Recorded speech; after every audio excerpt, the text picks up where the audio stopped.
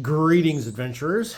Today we're talking about a game I didn't think I was going to end up talking about. But do you remember Tunnels and Trolls? It was invented or created in 1975 as a easy or more accessible version of Dungeons and Dragons, or a more accessible alternative, okay, by Flying Buffalo. Well, that was 1975, and that game has been kind of in the background here and there, a few new editions popping up ever since. And it's never really been the big time, you know? There's been times when Vampire the Masquerade was bigger than D&D. There's Call of Cthulhu, which is bigger than D&D in certain countries. And just Tunnels and Trolls just kind of quietly in the background, kind of more of a footnote, so to speak. And if you're a Tunnels and Trolls fan, I'm not trying to dog on you. It's the way it is. But so the concept was we're just going to make a D6 dice pool based fantasy game. Okay. So a company called Rebellion Unplugged bought the license to put out Tunnels and Trolls: A New Age. Now it's available on Kickstarter right now, and I'm going to put the link down below. I want to say they were like throwing out like numbers like $120 for some rule books, which would probably be, you know, full color, hard backed, yada yada yada. Okay, I'll put the link. We'll deal with that. But the quick start, okay, they were smart. They put out a free quick start PDF on DriveThruRPG for free. Cool. So I took an eyeball through that, and I gotta say, I wanted to like it. Okay, I like the idea of a D6 dice pool system as an alternative. I think that might have some potential. So anyway, I printed up Tunnels and Trolls: A New Age, and tell you what I found. Okay, so made some notes. So you start off with rolling your attributes. You have the standard 6 attributes. Okay, you got strength, intelligence, all that good stuff. Charisma. I think they changed wisdom to wits. No big deal, but it's basically the same 6 you know of. And the way they do it is you roll a d6. On a 1 to 2, you get 2 points of strength or whatever. On a 3 to 4, you get 3 points. And on a 5 or 6, you get 4. So whatever it is, you got a 2 to 4 range. Okay, it kind of funnels it down so it's not such a wide variance. Okay, cool. So you're going to have, let's say you got that 2 for strength. It's less than average. You're going to have more difficulty. That you got to have 2 dice to roll to get successes, to push down a door or something. All right. So you roll your 2 dice. If you get 4s or better, those are successes. You might have to get 2 successes to knock something over. You might need 3 or 4, in which case, don't have that puny guy over there doing it. Okay, so you have 3 auxiliary stats. So your hit points are, they renamed it stamina. Whatever. It is equal to your, whatever they renamed constitution to. So you'll get 2 to 4 hit points, or the equivalent thereof. Yikes. But each hit's only going to do like 1 point of damage, so you can take a couple of hits and then you're knocked down. You're done. Mana. Okay, you will burn mana points in order to cast spells. So those are equal to one of your attributes, so you got 2 to 4. Luck is a little different. Okay.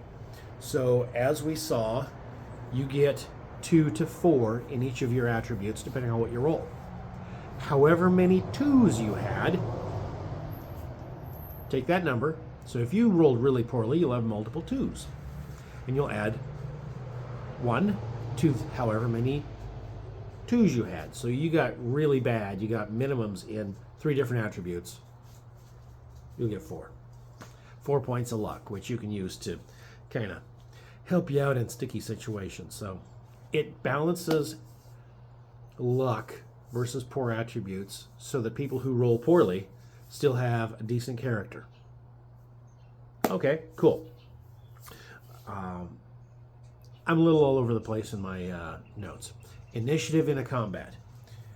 It's a dexterity check, and if you get 2 rolls of a 4 or higher, then you succeed on your initiative check, and you go into the fast phase. If you fail, you go into the slow phase. Wow, what's that mean?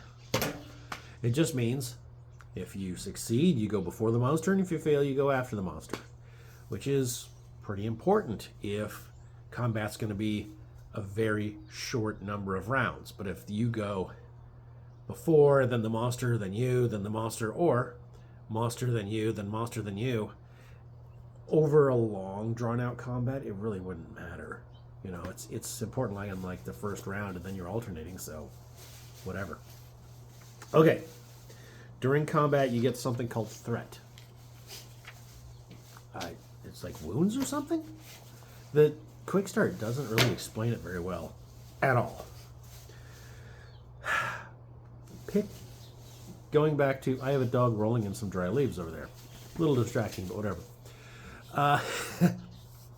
So, roll your race, aka your kindred.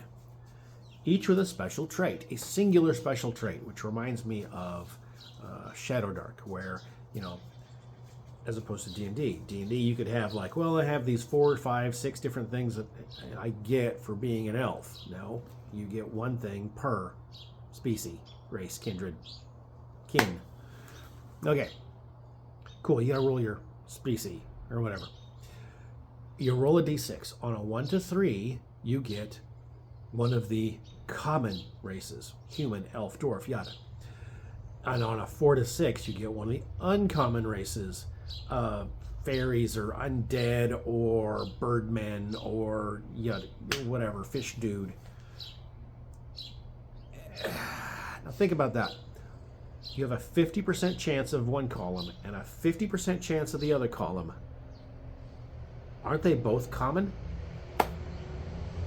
Seems like it should be a 1 to 4 and a 5 to 6.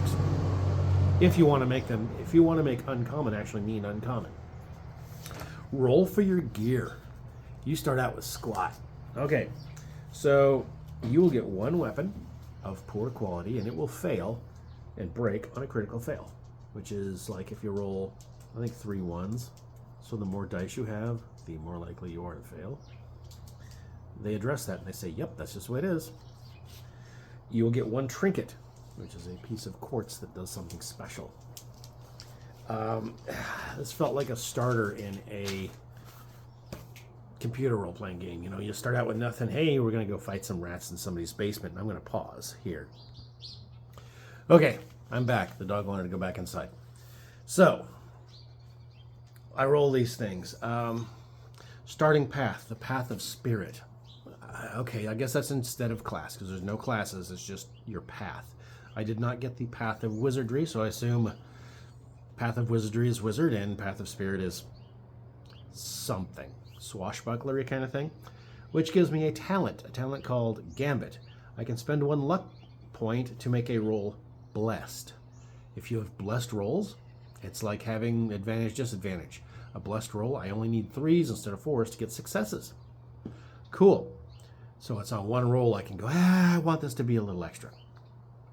And I have a bonus talent of empathetic. Spend 1 luck point to deduce someone's general thoughts about you. So it's an intuition thing. So I have like spirit. Okay.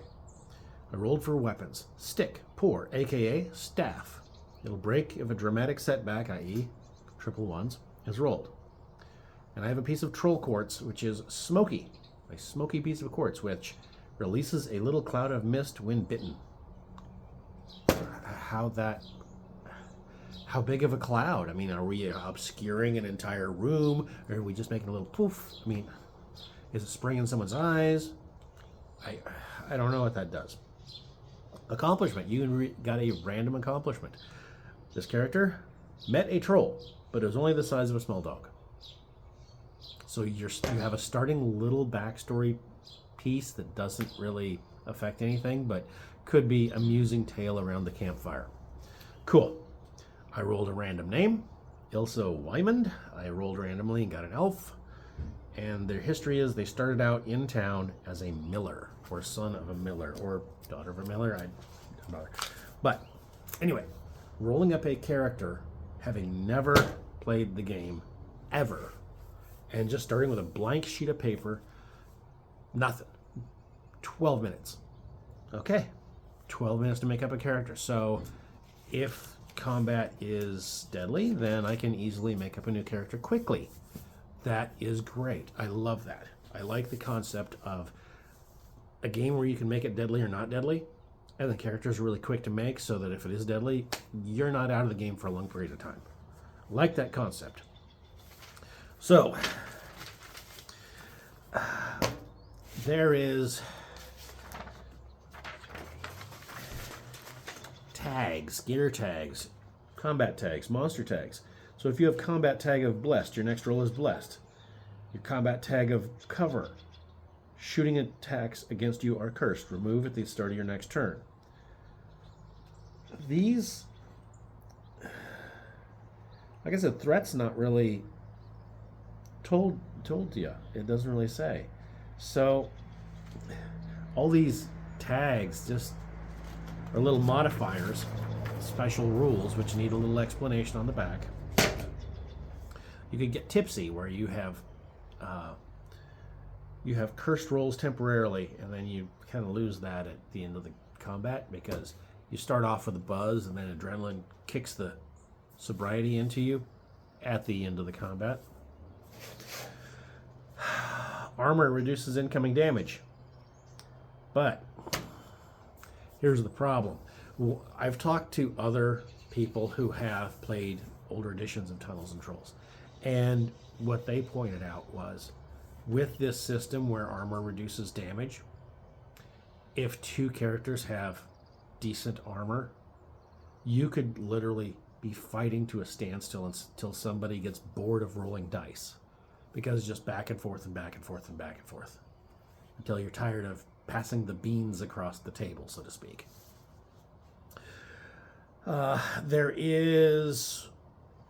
This also means combat takes a very short amount of time per turn, but it could take a buttload of turns, okay? So be prepared, unless there's some way of, I just kind of went through the quick start. Maybe there's some kind of way of getting rid of that situation. Would I play this game? I would give it a shot for a single session if somebody else asked to play it. These are my normal review of a product questions. Would I run this game? Reluctantly, if asked specifically to run it. If somebody says, hey, I'm interested in Tunnels and Trolls, would you mind running a game? Sure. Okay? But I would not be the one bringing it up, because I'm just not into it. I kind of want to, but I just don't feel it. And is it worth the money? Maybe. I'm going to skip this Kickstarter. If you're looking for a D6 fantasy game, D6 dice pool based, go for it. That's on you. If you're into collecting all the Tunnels and Trolls thing, you're a big Tunnels and Trolls fan, go for it. But all in all, it gets a nay from me. I don't hate it, but it gets a nay. Anyway, Game Kurt out.